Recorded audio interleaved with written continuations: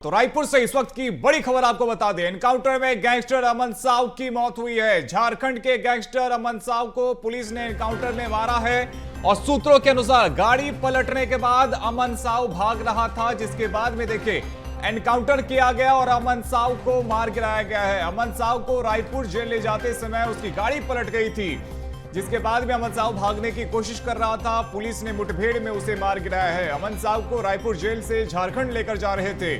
तो रामगढ़ थाना क्षेत्र में ये पूरी घटना सामने आई है, जहां पर देखिए गैंगस्टर अमन साव को मार गिराया गया है और एनकाउंटर में उसकी मौत हुई है। बड़ी खबर आपको इस वक्त की बता रहे हैं। तो देखिए अमन साव की मौत हुई है। कई मामलों में कई इसके ऊपर में जो मुकदमे हैं वो दर्ज थे और ऐसे में एक बड़ा अपराधी अमन साव की मौत हुई है। तो झारखंड के गैंगस्टर अमन साव को पुलिस ने एनकाउंटर में मार गिराया है और सूत्रों के अनुसार खबर यह सामने आ रही है कि पहले गाड़ी पलटती है, जिसके बाद में अमन साव भागने की कोशिश करने लगता है।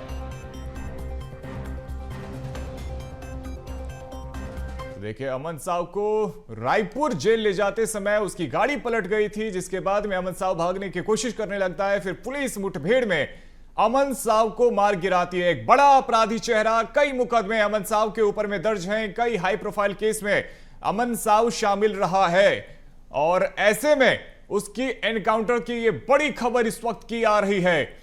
तो देखिए बताया ये जा रहा है कि उसे जेल ले जाया जा रहा था और रायपुर जेल ले जाते समय उसकी गाड़ी पलट गई और फिर उस पर देखिए हमला किया गया है। गाड़ी के पलटने के बाद अमन साव भागने की कोशिश करता है, जिसके बाद में पुलिस ने उसे एनकाउंटर में मार गिराया है।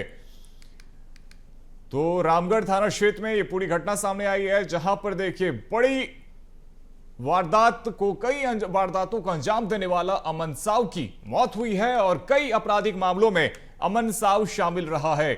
और इस वक्त एनकाउंटर की बड़ी खबर आ रही है। बताया जा रहा है कि जेल ले जाया जा रहा था अमन साव को और उस वक्त गाड़ी पलट जाती है, जिस गाड़ी से अमन साव भागने की कोशिश करने लगता है और इसी दौरान देखिए पुलिस से मुठभेड़ होती है और फिर उस मुठभेड़ में गैंगस्टर अमन साव मारा जाता है।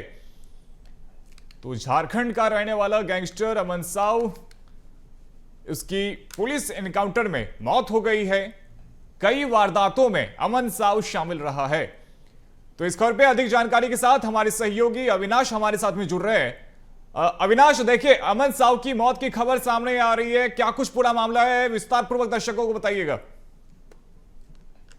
देखिए अमन साव झारखंड का कुख्यात गैंगस्टर है, जो कि रायपुर जेल में 13 और 14 अक्टूबर को उसे झारखंड से रायपुर लाया गया था, जहां पर रायपुर में एक कारोबारी के ठिकाने पर उसके दफ्तर के बाहर फायरिंग की गई थी और इसी केस में अमन साव को जो है रायपुर लाया गया था। 13 और 14 अक्टूबर को की दरमियानी रात उसे कड़ी सुरक्षा के बीच रायपुर लाया गया था और उसके बाद लंबे समय से अमन साव जो है वो रायपुर जेल में बंद था। लेकिन हाल ही में अभी रांची में अमन साव गैंग के द्वारा जो है एक एनटीपीसी डीजीएम की हत्या और एक कारोबारी के ऊपर फायरिंग करने का मामला जो है वो दर्ज किया गया था। इस मामले में अमन साव के संलिप्त होने की बात सामने आई थी, जिसके बाद इसी मामले पर पूछताछ करने के लिए झारखंड की पुलिस जो है अमन साव को रिमांड पर लेने रायपुर पहुंची हुई थी, जहां कर देर रात कड़ी सुरक्षा के बीच अमन साव को झारखंड ले जाया जा रहा था और इसी बीच पलामू जिले के पास जो है गाड़ी पलटने की सूचना सामने आई और गाड़ी पलटने के बाद